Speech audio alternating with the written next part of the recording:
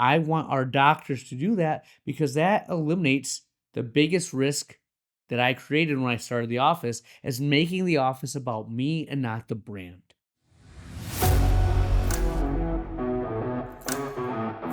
All right, my friends, the Ultimate OD podcast. Very fun episode for you. We're talking about burning the ships. How can you be the new version of yourself that you want to be? Closing thought of the episode. This is the Ultimate OD podcast. Here we go.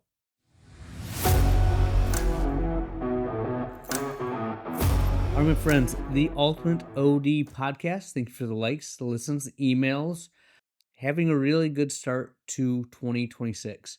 January, it was hard to match the volume I did last in 25.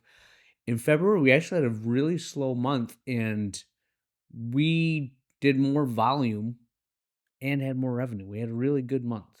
And my associate that I've been working with is really coming into her own. Her last 6 months, she's been just a machine. Now, one of the things that I've done is we've played to her strengths. It took a little bit of feeling out, realizing that I'm an N of one. The way I practice, how I can operate is completely different than I think any other doctor would. But it's because I created the office and I built everything around my strengths. Well, what I've had to do is figure out the strengths of the people that work with me, not just the other doctor, but the other staff, what they can do, and build an environment around that. That's been really a challenge, but fun. And that leads us to where we're at now in the growth that we've had. So, the start of this episode, I have to give you the quote from Alex Hormozy that kind of started this thought process. And it's something that I've been doing, and this quote kind of exemplifies it. And he says, the fastest way to become the person you want to be is to put yourself in a situation where you have no choice but to become them. Pretty self-explanatory, right? So in my world, when I first started the office in 2011, Cortez, how he burnt the ships. That was the mentality. I jokingly brought all the staff members into the office. There's 3 of us. And I'm like, I won't do this, but I want to burn all the cars and we're just going to take this world by storm. We're going to be the best optometry office ever. And that intensity really wasn't what they were looking for. And it's not how you lead. It gets me fired up. It motivates me, but that's not how everyone else operates. However, that mentality of creating a situation in which you can't turn back, you can't do anything else, is a necessary piece of the puzzle to grow. And like I said, who I want to become. So, as you know, I am trying to build a business that scales. I went from a 1 doctor office that did, 1.3, 1.4 to a 2 doctor office that hopefully we can get to 2 million. Now realize I work 3 days a week. The associate works 3.5. We're not even doing a full week's work, but I think we can get to 2 million. Well, what I've done is, because I'm building a business, last year, and you guys know this if you've listened, I want to add another associate. So we're going to have me and 2 other associates. This other associate is going to be full-time, 4.5 days. And the thing that I realized upon doing this is, with me and the other doctor, we have a business. It works. When I'm not there, it makes money. But I can always jump in and save the day. If we're having a slow month, if we're not doing what we need to, I can just load up my schedule and we can make ends meet. That's what I want to get away from. So I'm not adding another doctor merely for financial reasons. I'm adding a constraint. I'm adding something that will not allow me to be that savior, to be the hero. If I want him to grow and be the best doctor he can be, which, why wouldn't he? He wants to be exceptional. He wants to be great. He wants to have volume. I'm planning strategically where I want him to be in a year. So the end of 27, we'll call it. So a year and a half. And it's going to be really hard for me in the space that I'm in to have me work the capacity that I want, him work full time at his full capacity, and the other associate. I'm not getting rid of the associates. I need to pull myself out of the equation. I need to start being the CEO of my office. And I'm making this a forced choice by bringing him on. It'd be real easy not to do that. But again, this is where I want to be. This is who I want to become. And that goes back to what version of myself I'm creating. I want to be a business person first. I get a lot of pride, I get a lot of juice from being the doctor that all the community knows that I'm Dr. Lilly. They come in, they know me, we go from there. When I look at my numbers in the office, when I'm producing, I feel good. But I'm attaching my identity to a number. I'm attaching my identity to other people's admiration, and I want to get away from that. And the thing that unless you're Elon Musk, Jeff Bezos, those big CEOs, the average business owner doesn't get the credit. It's the doctor that's doing the surgeries. It's the doctor that's doing the YouTube videos. It's that person. And I'm trying to take myself purposely away from that. So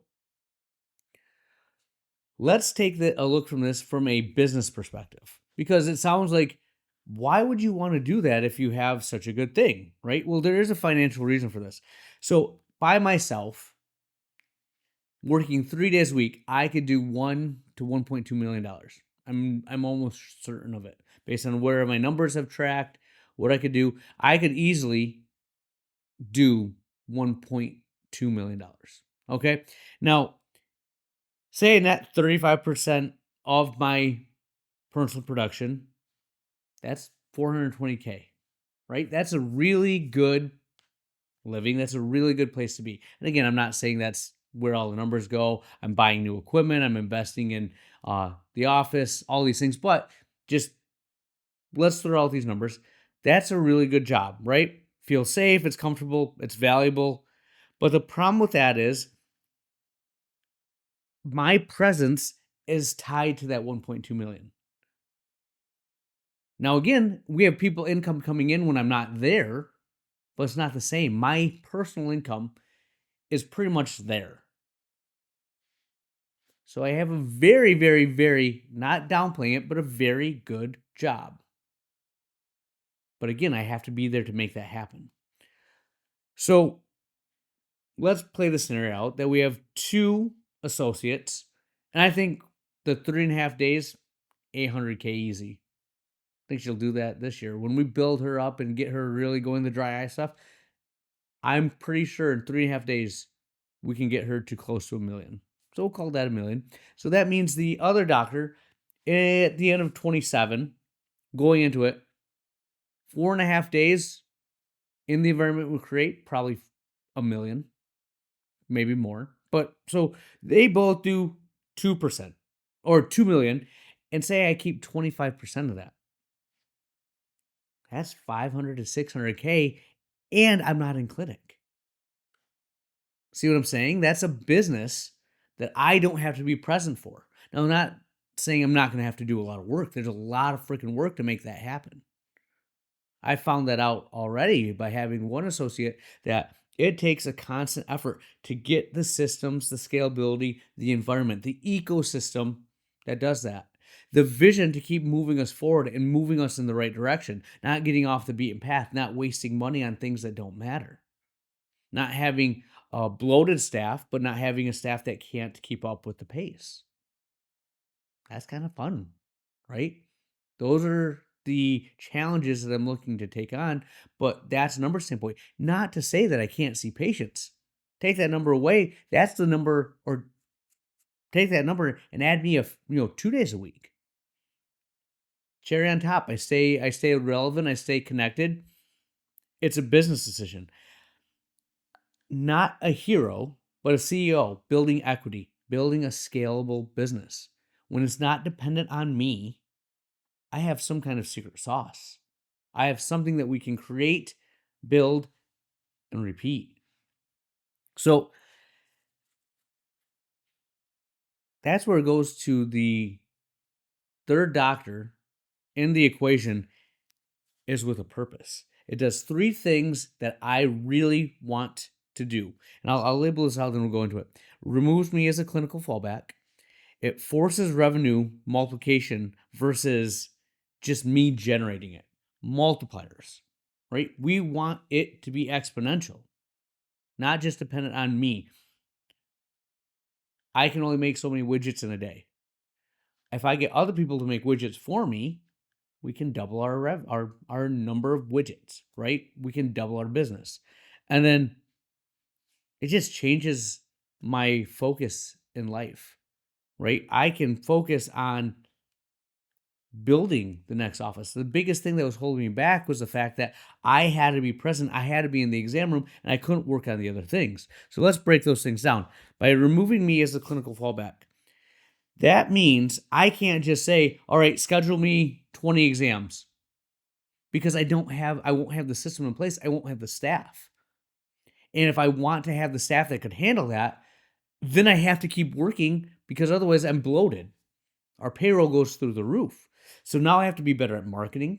I have to be better at retention, conversion, the systems that operate, how the associates function. I get to mentor them to be the best they possibly can be. That sounds pretty fun to me. That is my new version. That's my new focus. That's where I'm trying to go. But if you hear this, this is me doing it with intention. Like I said, the multiplier versus just generating. It's not how many exams I did. It's did we optimize our revenue per patient, per doctor?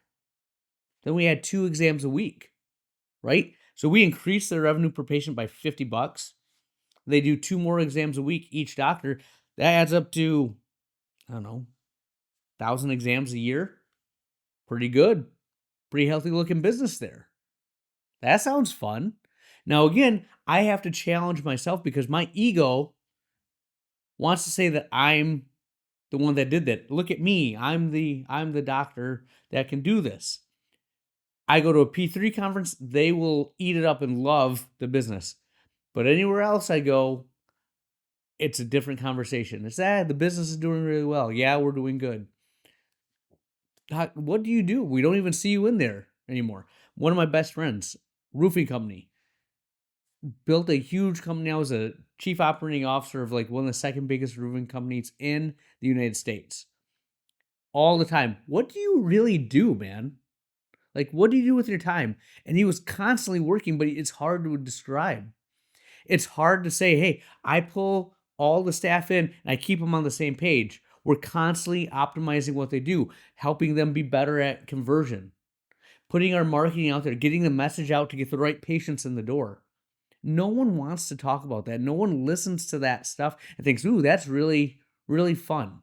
Business owners get it, owners, CEOs, but it's not what I was raised to do. It's not my, OD mentality of look at me, I do this, I get a result.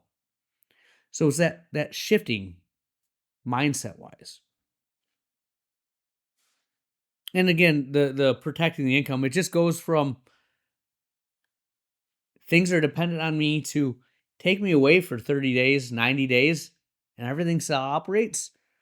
Well, my ego says, what value do I have then? But everything else is great. We have a business. It operates without me. Trying to create an environment where I'm not needed. Make myself expendable. It's like AI, right? I'm purposely engineering myself out of a job. But that's the point. And as you listen to this, it doesn't have to be this third doctor. It doesn't have to be this CEO mindset. That's just my journey that I'm on. What version of yourself do you want? Apply the same principles, the same strategic method. Create a constraint that doesn't make you able to be your old version, that forces you to evolve to be something else. If I hire this person for this role, I can't do it. Well, what are you going to do? And again, it took me almost a year to figure that out. But now I have so much, I'm like, I need more time. But because I don't have that constraint, and I see that if I am in the exam room, production goes up that much and we beat last year's numbers, it's really hard to keep me out of the exam room. Get another doctor. It's going to take him 6 months to get his feet under him, another 6 months to actually start to be good, 2 years, and he should be ready to go if I know what I'm doing. And I think I do. But then what do I do? Got to figure that out. So, one of the things that I always ask myself as I did this, as I've thought about this for years, because I really have, I've just now started to put rubber to the road is, am I sacrificing income by stepping out of the clinic? The answer is not if you think like a CEO, not if you think like a business owner, right? If you're just an operator, then yes, you are sacrificing income. But if you think like a business owner, this is what they do. You just have to have a strategy. How do you optimize EBITDA, right? Your bottom line. Stop being paid for your hands, start being paid for your decisions. If my income drops when I stop seeing patients, I've done something wrong with the business. I don't have a great profitable business and I have to fix it. So that's a fear. It's a direct thing in front of my eyes. I have a lot of time. Not a lot. It's coming quick. But I have time right now to tinker on things. I'm looking at staff. We cut a staff member because we've optimized how we run our clinic. But as I look at the volume I want to do with that other doctor, we're probably going to add another staff member, but that's because I still want to see X amount of exams. If I were to pull myself out of the equation, not be in the clinic nearly as much, do we need that extra staff member? Strategy. Does that extra staff member allow us to grow and scale? Because then I can be more versatile. Again, that's the job of the CEO. That's your job as the business owner. Do you have time to do that job? I know I didn't for the past 15 years of my practice. Even now, when I'm seeing patients only 3 days a week, it's hard for me to run the business and think about that strategy. And the reason is I haven't delegated enough. I haven't got enough off my plate. Still in the exam room too much and still running operations on a day-to-day basis more than I should. Addressing that with a new doctor, addressing that with developing my staff and office manager. Again, these are things that have taken time to realize and optimize. And I'm not there yet, and I should always be doing that. But that's the mentality that we have to have as business owners. And it doesn't have to be what I'm doing. It doesn't have to be a scalable operation. But you need to know what version of yourself you want to create and then create that environment. Now, something I'm going to talk about next episode, but I'll leave you a little teaser there. Part of creating this environment that is scalable, that pulls me out of the equation, involves creating a perfect environment. And one of the things that I've talked to my current associate, I'll talk to the new one about, is that when I go in the exam room, what I've really gotten good at doing over the past 15 years is making the exam about the patient. A great doctor will walk in and they'll just wow the patient. Like, he is so smart. He knows all the outcomes, he knows all the trials, all the, treatment options. He is a genius. But as I've developed my dynamic, my just how I practice, my clinical expertise, my business owner side, I think now I can go into the exam room and that feeling, I will make the patient feel about themselves. Like they're the center of the attention. They're the most important person in that room. Everything I'm doing, I'm giving them the same education. I'm giving them that same feeling, but I'm making it about them. They are raised to a higher level because of the interaction with me. I want our doctors to do that because that eliminates the biggest risk that I created when I started the office, as making the office about me and not the brand. That, like I said, is a whole episode in itself, but I want you to think about that.